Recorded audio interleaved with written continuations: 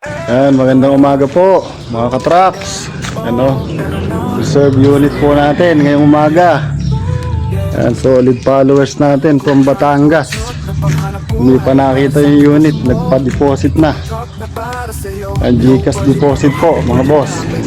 No? Ayun yung kinuha nilang unit. Suso na CTEC 16 feet na NPR. Yan po natin likod. First owner. See you in Sunday po mga boss.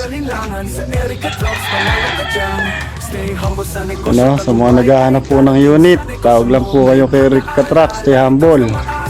And pina-reserve na po ng buyer natin ito na taga Batangas. Yan, location po natin Cabio Nueva Ecija. And shoutout po sa inyo sa mga taga Batangas. Soon unit po namin, sample unit, pauwi ng Batangas po sa linggo. Yan, sa mga nagpa-follow, like and share po ang aking mga video. Sa mga nagpa-follow po sa page natin, yan, maraming salamat po mga solid followers. Yan, salamat po and God bless.